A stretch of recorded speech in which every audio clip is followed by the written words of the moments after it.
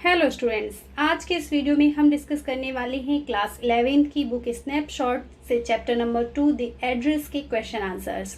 Students, इस video को पूरा देखिएगा। लास्ट में मैंने इसमें कुछ अप्लाइड और एक्स्ट्रा क्वेश्चंस भी ऐड किए हैं जो अक्सर एग्जाम्स में पूछे जाते हैं। साथ ही क्वेश्चन आंसर्स को पढ़ने से पहले यदि आपने अभी तक इस चैप्टर को नहीं पढ़ा है तो पहले आप उसे पढ़ लें। उसका लिंक आपको इसी वीडियो के डिस्क्रिप्शन बॉक्स में मिल जाएगा, क्योंकि जितने भी क्वेश्चन हैं सभी स्टोरी बेस हैं। तो यदि आपको स्टोरी पता होगी तो आप आसानी से क्वेश्चन आंसर्स को समझ पाओगे। तो स्टार्ट करते हैं। Question number 1, have you come back said the women, I thought that no one had come back. Does this statement give some clue about this story? If yes, what is it? Question क्या पूछ रहा है यहाँ पर? सबसे पहले आप देखें, have you come back question है जो कि ये विमेन पूछ रही है कि क्या तुम वापस आ गई। और मैंने क्या सोचा था, that no one had come back, कि कोई भी वापस नहीं आया है। तो ये जो सेंटेंस है, क्या इससे आपको कहानी के बारे में कुछ क्लू मिलता है कि कहानी क्या है, किसके बारे में होने वाली है, और यदि हाँ तो वह क्या है? तो स्टूडेंट्स, अगर आपने कहानी पढ़ी हुई है तो आपको इसका आंसर बहुत आसानी से समझ में आ जाएगा। Yes, this statement gave some clue about the story. During the early part of the war, Mrs. Darling had shifted the important belongings of her acquaintance, Mrs. S, from her house to 46 Marconi Street. क्या बताया जा रहा है कि हाँ, ये जो statement है जो क्वेश्चन में आपको बताया गया उससे हमें स्टोरी का क्लू मिलता है। अब क्या बताया गया है? During the early part of the war, यानी कि जो युद्ध का शुरुआती समय था, अर्ली पार्ट था, उसमें जो मिसेस डॉर्लिंग हैं उन्होंने क्या किया था, उनकी एक परिचित थी मिसेस एस, उनके घर की जो इम्पॉर्टेंट बिलोंगिंग्स थी, इम्पॉर्टेंट सामान था, उनको उनके घर से अपने घर में शिफ्ट कर लिया था। और इनका मिसेस डॉर्लिंग के हाउस का जो नंबर है वो है 46 मार्कोनी स्ट्रीट। तो और अब इन्होंने ये क्यों किया था, ये क्यों मिसेस डॉर्लिंग अपनी जो मित्र कह लीजिए या जो परिचित थी मिसेस एस, उनके घर का ये सारा सामान क्यों अपने घर में ले आई थी, ये अगर आपने स्टोरी पढ़ी होगी आपको पता होगा। तो इसके बारे में बात नहीं करेंगे, आगे देखते हैं। These includes table silver wares, antique plates and other nice things such as iron hookah, candle holder, woollen table cloth and green knitted cardigan with wooden buttons. और इस सामान में क्या क्या था, ये जो कई चीज़ों के नाम आपको बताए गए हैं, पूरे जो चांदी के बर्तन थे डाइनिंग टेबल पर यूज़ होने वाले, एंटीक प्लेट्स थी, और बहुत सारी चीज़ें जैसे वूलन टेबल क्लॉथ था, ऊन का बना हुआ टेबल क्लॉथ, निटेड कार्डिगन, बिना हुआ कार्डिगन था जो कि उन्होंने पहन रखा था जिस समय हमारी राइटर उनसे मिलने जाती हैं। तो ये सारा सामान उसमें था। स्टूडेंट्स, यहाँ पर मैं आपको एक बात बोलना चाहती हूँ, जैसा कि आप बहुत सारे लोगों ने मुझे इसके पहले वाले चैप्टर में बहुत सारी कमेंट्स मुझे मिली थी कि मैम आंसर्स को छोटा करिए। तो स्टूडेंट्स, यहाँ पे होता क्या है कि कई बार सेम क्वेश्चन आपको कम मार्क्स में देखने को मिलता है, कभी कभी ज़्यादा मार्क्स में देखने को मिलता है। तो आप इसको उस मार्क्स के हिसाब से थोड़ा अपने अकॉर्डिंग उसको एडिट कर सकते हैं। जैसे यहाँ पर ये क्वेश्चन जो है, मैं आपको एग्जाम्पल के लिए बता दूँ कि यहाँ तक हम लोगों ने पढ़ लिया, अगर ये कम मार्क्स में आ जाता है तो यहाँ पर जितना हम लोगों ने पढ़ लिया कि उन्होंने कुछ इम्पॉर्टेंट सामान था उसको अपने यहाँ शिफ्ट कर लिया, उसके बाद में ये जो एग्जाम्पल दिए गए हैं यहाँ पर कि कौन कौन सा सामान था बताया गया है, यहाँ तक यदि ये क्वेश्चन कम मार्क्स में आता है तो आप इस सारी चीज़ को यहाँ से हटा सकते हैं, इसको आपको लिखने की ज़रूरत नहीं है। और यदि यही क्वेश्चन अगर थोड़ा ज़्यादा नंबर में पूछा जाता है, ज़्यादा मार्क्स में पूछा जाता है, तो आप इन चीज़ों को लिख सकते हैं। साथ ही लैंग्वेज बहुत इजी है, इसको ये लर्न करने में आपको कोई प्रॉब्लम नहीं आएगी। तो देखते हैं। Since Mrs S had died during the war, Mrs Dorling did not expect anyone to come back and claim her costly belongings as she thought no one else knew her address. और अब ये जो युद्ध का जो समय चला था, इस पीरियड में मिसेस एस की डेथ हो गई थी, जिनका सामान मिसेस डॉर्लिंग ले आई थी अपने घर पर। तो अब इन्होंने, मिसेस डॉर्लिंग जो थी, इन्होंने ऐसा सोचा था कि उनके घर से अब कोई भी वापस नहीं आएगा इस कॉस्टली यानी कि जो कीमती उनके जो सामान है उसको क्लेम करने यानी कि वापस लेने कोई नहीं आएगा, क्योंकि उन्हें ऐसा लगता था कि कोई भी उनका एड्रेस नहीं जानता है। This statement indicates the greedy and possessive nature of Mrs. Dorling. She didn't open the door to the daughter of her former acquaintance, nor did she show any sign of recognition. और ये जो statement है जो उन्होंने बोला, अरे तुम वापस आ गई, मुझे तो लगा था कि कोई नहीं वापस आएगा, ये क्या दिखाता है? उनके लालच को दिखाता है। और साथ ही उन्होंने क्या किया, क्या पढ़ा था हम लोगों ने कि जब मिसेस एस की जो डॉटर हैं, जो हमारी ऑथर हैं इस चैप्टर की, जो अपने बारे में बता रही हैं, जब वो इन मिसेस डॉर्लिंग से मिलने गई अपना सामान वापस लेने के लिए, तो मिसेस डॉर्लिंग ने इनके लिए गेट भी ओपन नहीं किया, उनको पहचानने से भी इनकार कर दिया। Didn't show any sign of recognition की, मतलब कोई ऐसा साइन भी इस तरीके से भी बिहेव नहीं किया जैसे वो उनको पहचान रही हैं। She did not let the girl in, उन्होंने उनको अंदर नहीं आने दिया अपने घर में। She refuse to see her then saying it was not convenient for her to do, और उनसे बात भी नहीं की, उनसे मिली नहीं वो। The narrator had gone to this address with a specific purpose to see her mother's belonging, और ये जो नरेटर हैं हमारी जो कहानी की, वो इस एड्रेस पर क्यों गई थी? स्पेसिफिक पर्पस के साथ, अपनी मदर की जो बिलोंगिंग्स थी, उनका सामान था, उनको देखने के लिए, उसको वापस लेने के लिए गई थी। Even when she told Mrs. Dorling that only she had come back, the woman with a broad back did not soften a bit. Thus, the clash of interest is hinted at by the aforesaid statement. और जबकि जो हमारी जो narrator हैं, उन्होंने Mrs Darling को बोला कि वो सिर्फ ही वो अपने परिवार की एकमात्र जीवित सदस्य हैं जो कि वापस आई हैं, तो भी ये जो ब्रॉड बैक चौड़ी पीठ वाली जो महिला थी मिसेस डॉर्लिंग, ये बिल्कुल भी डिडंट सॉफ्टन अ बिट, यानी कि उनका दिल नहीं पिघला बिल्कुल। और ये सारी जो चीज़ें हैं वो ये जो स्टेटमेंट पहले बोला गया है ऊपर क्वेश्चन में, उससे पूरी तरीके से एक स्टोरी की हिंट देती हैं। Next question, the story is divided into pre-war and post-war times. What hardship do you think the girl underwent during these times?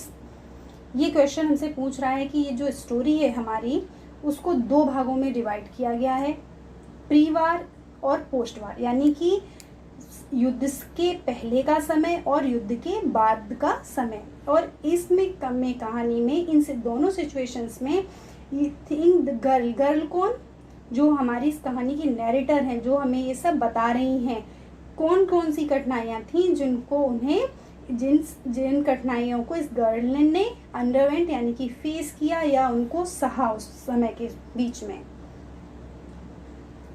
Answer देखिए, during the pre war times the narrator lived in some other city far away from home and she visited her mother only for a few days.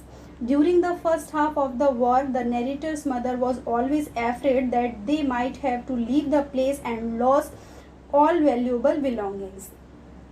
क्या था, अभी जो pre war time के बारे में बता रहे हैं कि जो हमारी जो नैरेटर हैं इस कहानी की, वो अपनी माँ से दूर किसी और सिटी में पढ़ाई करने के लिए रहती थी और सिर्फ कुछ दिनों के लिए बीच बीच में अपनी माँ से मिलने आया करती थी। और इस समय में, युद्ध से जो पहले का समय था, नैरेटर की जो माँ थी वो हमेशा डरी हुई रहती थी। इसलिए क्योंकि युद्ध की वजह से उनको कभी भी अपना घर छोड़कर जाना पड़ सकता है और जो भी उनकी बहुमूल्य चीज़ें हैं उनको उन्हें खोने का डर था। यदि घर छोड़ के जाना पड़ा तो सारी चीज़ें भी छूट जाएंगी और वो खो जाएंगी। The narrator lived in the city in a small rented room. Its windows were covered with blackout paper. She could not see the beauty of nature outside her room. और इस समय जो नैरेटर थी वो कहाँ रहती थी? एक सिटी में एक स्मॉल रेंटेड रूम, किराए के कमरे में रहती थी, जिसकी विंडोज़ हमेशा कवर रहती थी, ब्लैक पेपर से ढकी हुई, और वो बाहर की ब्यूटी को नहीं देख सकती थी। The threat of death loomed large. After the liberation, everything became normal again. फिर क्या हुआ, जब युद्ध ख़त्म हुआ उसके बाद में हर चीज़ क्या थी, सिचुएशंस जो थी वो नॉर्मल होने लग गई। Bread was getting to be lighter colour, यानी कि परिस्थितियाँ नॉर्मल हो रही थी सब।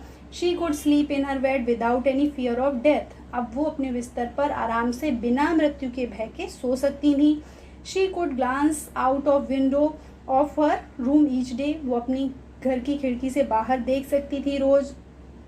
One day she was eager to see all the possessions of her mother which she knew were stored at number 46 Marconi street. और फिर एक दिन उनका मन में ये विचार आया कि उन्हें जो उनकी मदर की बिलोंगिंग्स हैं जो कि मार्कोनी स्ट्रीट फ्लैट नंबर 46 में रखी गई हैं मिसेस डॉर्लिंग के पास, उसको जाकर वहाँ से वापस लेना चाहिए।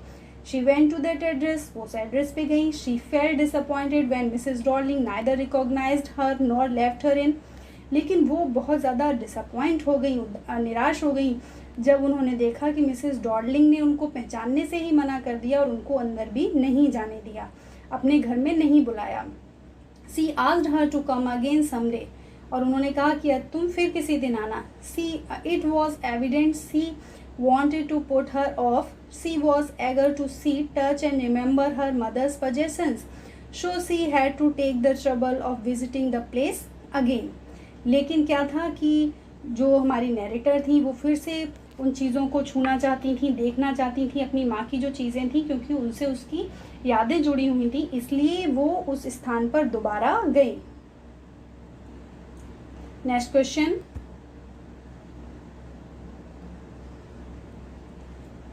Why did the narrator of the story want to forget the address? अब इससे पहले की क्वेश्चन में हम लोगों ने पढ़ा कि क्या हार्डशिप्स, तो जो आपके वॉर से पहले हार्डशिप क्या थी, उनको हमेशा मृत्यु का डर था, उसके दौरान कभी वो अपने घर से नहीं निकल पाते थे, उन्होंने अपने फैमिली मेम्बर्स को खो दिया, और बाद में जब वो अपने सामान को लेने जाती हैं तो वो महिला उनके सामान को देने से इनकार कर देती है, पहचानने से ही इनकार कर देती है। अब आपको ये क्वेश्चन किया जा रहा है कि जो हमारी नैरेटर हैं जो इतने समय से उस एड्रेस को याद किए हुए थी, कौन सा एड्रेस, 46 मार्कोनी स्ट्रीट, उसको वो क्यों भूल जाना चाहती थी।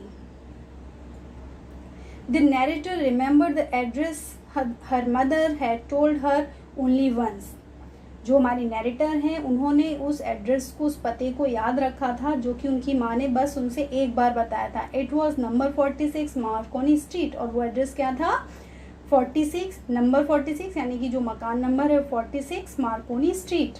हर mother's acquaintance Mrs Dorling lived there, उनकी मदर की जो परिचित थी मिसेस डॉर्लिंग वो वहाँ पर रहती थी। She had stored the valuable belongings of the narrator's mother there, और वहाँ पर उन्होंने जो नैरेटर की मदर हैं उनका जो भी बहुमूल्य सामान था उसको वहाँ पर रखा हुआ था। After her mother's death the narrator had an urge to visit the place, और अपनी माँ की डेथ के बाद में जो हमारी नैरेटर हैं उनकी इच्छा हुई कि उस स्थान पर वो जाएं, उस एड्रेस पर। She wanted to see those things, touch them and remember, और वो क्या करना चाहती थी, उन चीज़ों को दोबारा देखना चाहती थी, टच करना चाहती थी, और रिमेंबर किसको, अपनी माँ को याद करना चाहती थी। She went to give an address twice, और वो उस एड्रेस पर 2 बार गई। She was successful in her second attempt to enter the living room, और दोबारा जब हो गई तब वो सक्सेस हो पाई उस घर में अंदर जाने पे। जैसा कि हम लोगों ने कहानी में पढ़ा था कि पहली बार में जाती हैं तो मिसेस डॉर्लिंग मिलती हैं, वो उनको मना कर देती हैं, पहचानने से इनकार कर देती हैं, लेकिन जब सेकंड टाइम हमारी नैरेटर वहाँ पहुँचती हैं तो उनकी मिसेस डॉर्लिंग की बेटी होती है और वो उनको अंदर बुला लेती है।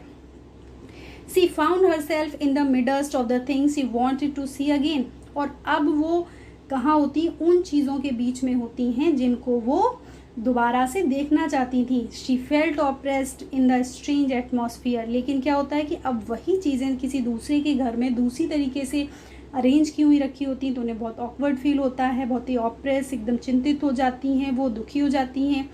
Everything was arranged in tasteless way, मतलब एक टेस्टलेस वे में अरेंज किया हुआ था, मतलब कोई भी चीज़ कहीं भी पड़ी हुई थी। The ugly furniture and the muggy smell that hung there seemed quite unpleasant, और जो घर में जो गंदा सा फर्नीचर था या जो एक नमी की स्मेल आ रही थी वो सारी चीज़ें कैसी थी, बहुत अनप्लीजेंट थी।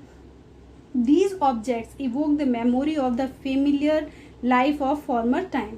और ये जो चीज़ें थी वो उनको पुराने समय का जो जीवन था उनका उसकी याद दिला रही थी. But they had lost their value since they had been separated from her mother and stored in strange surroundings.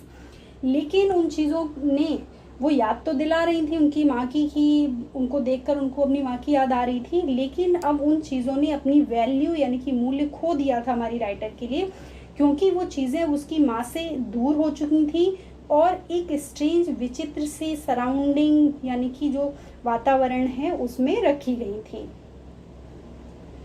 She no longer wanted to see, touch or remember these belongings. और अब वो नहीं चाहती थी उन चीज़ों को दोबारा देखना, टच करना या उनको याद रखना.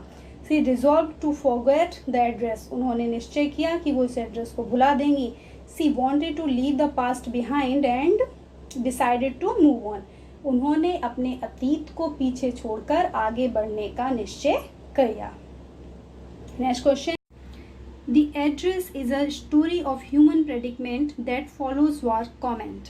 इस क्वेश्चन में पूछा गया है कि ये जो कहानी है एड्रेस, ये मानव की संकटपूर्ण अवस्था की कहानी है जो कि युद्ध के उपरांत आती है. इस पर आपको टिप्पणी करना है.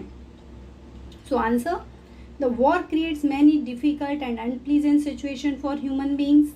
Sometimes it becomes difficult to know what to do.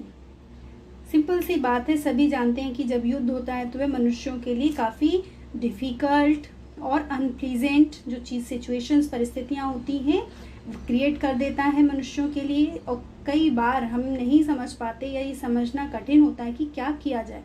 The human predicament that follows war is employee illustrated through the experience of the narrator. और एक युद्ध के बाद में एक इंसान को क्या परेशानियाँ होती हैं वो हमारे जो नैरेटर हैं इस कहानी की, उन्होंने अपने अनुभव के द्वारा इस कहानी में उसको वर्णित किया है. The war had caused many physical difficulties as well as emotional sufferings of her. युद्ध से न केवल भौतिक जो परेशानियां हैं वही नहीं आई हैं, बल्कि इमोशनल सफरिंग्स भी यानी कि भावात्मक परेशानियों का भी सामना करना पड़ा. She had lost her dear mother. उन्होंने अपनी माँ को खो दिया. She went to 46 Marconi Street to see her mother's valuable possessions. फिर उसके बाद में वो जो एड्रेस उनकी माँ ने बताया था जहाँ उनका सामान था, 46 मार्कोनी स्ट्रीट में गई अपनी माँ के सामान को देखने के लिए. फिर how greedy and callous human beings can become is exemplified by the behavior of Mrs. Darling. फिर एक मनुष्य जो है वो कितना ज़्यादा ग्रीडी लालची हो सकता है, सेल्फिश हो सकता है, उस चीज़ के बारे में मिसेस डॉर्लिंग के जो बिहेवियर से, व्यवहार से उसको एग्जाम्पल देकर बताया गया है. She had restored all the valuable belongings of the narrator's mother but she refuse to recognise the narrator. उन्होंने अपनी जो परिचित थी मिसेस एस, उनका पूरा सामान जो कि नैरेटर की मदर है अपने घर पे रख लिया था, जो भी वैल्यूएबल बिलोंगिंग्स थी. लेकिन जब हमारी नैरेटर उनके यहाँ पर वापस पहुँचती हैं तो वो उनको पहचानने से भी मना कर देती हैं. She didn't not even let her in. यहाँ तक कि वो उन्हें अपने घर के अंदर भी नहीं आने देती हैं. The presence of her mother's possession in a strange atmosphere pained her.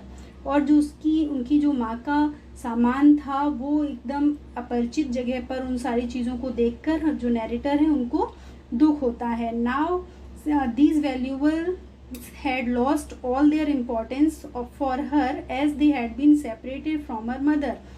और अब चूंकि ये सारी चीज़ें उनकी माँ से अलग हो चुकी हैं इसलिए अब इन्होंने सारी इम्पोर्टेंस खो दी नैरेटर के लिए. सी कुड गेट नो सोलेस और कंफर्ट फ्रॉम देम. अब उन्हें उसे देखकर कोई भी कंफर्ट नहीं मिल रहा था. आगे ये कुछ एक्स्ट्रा क्वेश्चंस हैं, short questions. Question 1. How did Mrs Darling react when the narrator said M Mrs S's daughter. Mrs Darling ने कैसे रिएक्ट किया जब नैरेटर ने उनसे कहा कि मैं मिसेस एस की डॉटर हूँ. कैसे किया था? Mrs Darling had her hand on the door as if she wanted to prevent it opening any further. Her face showed no sign of recognition. She kept starting at the narrator without uttering a word. क्या किया था उन्होंने? अपने घर के दरवाजे को दोनों हाथों से पकड़ लिया जैसे कि वो उसको और ज़्यादा खुलने से रोकना चाहती हों, और उनकी फेस पर बिल्कुल भी ऐसे कोई साइन नहीं उन्होंने दिखाए कि उन्होंने उनको अपने नैरेटर को पहचान लिया है। सी केप्ट स्टीयरिंग, और वो नैरेटर को बिना कुछ कहे क्या सिर्फ घूरती रही। What two reasons did the narrator give to explain that she was mistaken? कि ऐसी कौन से दो कारण थे जो नैरेटर को ऐसा लगा कि उन्होंने कोई गलती की है, कि मतलब वो गलत एड्रेस पर आ गई हैं। She thought that perhaps the woman was not Mrs. Darling. She had seen her only face for a brief interval and 2 years ago. Secondly, it was probable that she had rung the wrong bell. उन्होंने क्या सोचा था कि हो सकता है कि ये जो महिला हैं वो मिसेस डॉर्लिंग नहीं हैं, क्योंकि उन्होंने बहुत पहले और बहुत थोड़ा सा उनको एक झलक देखी थी, तो शायद वो पहचान नहीं पा रही हैं, या उन्होंने गलत बेल दबा दी है, मीन्स वो गलत घर पर आ गई हैं। Next, how did the narrator conclude that she was right? फिर नैरेटर ने किस प्रकार ये कंक्लूड किया या अपने आप को इस निष्कर्ष पर पहुंचाया कि वह सही थी, मीन्स वो सही घर पे गई थी। The women was wearing the green knitted cardigan of the narrator's mother. वो जो महिला थी उसने नैरेटर की जो माँ थी उनका हरे रंग का जो स्वेटर था, कार्डिगन था, वो पहना हुआ था। The wooden buttons were rather pale from washing. उसकी जो लकड़ी की बटन्स थी वो धुलने की वजह से पेल पड़ गई थी, यानी कि थोड़ी फेड हो गई थी। She saw that the narrator was looking at the cardigan, और जब उन्होंने ये देखा कि जो हमारी नैरेटर हैं वो उनके कार्डिगन को देख रही हैं, सी half hid herself again behind the door, उन्होंने अपने आप को आधा दरवाजे के पीछे छुपा लिया। Her reaction convince the narrator that she was right, और उनका जो रिएक्शन था और वो स्वेटर को देखकर नैरेटर जो थी वो कन्विंस हो गई कि वो सही हैं, यानी कि वो सही घर पर आई हैं। Next question, what was the outcome of the interview between Mrs Darling and the narrator?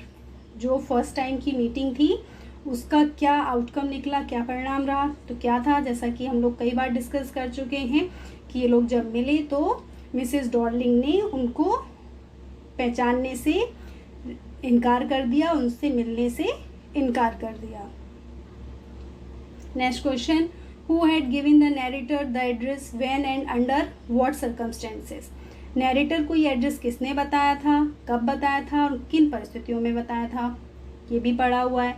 The narrator's mother had given her the address. Narrator की माँ ने उन्हें एड्रेस दिया था।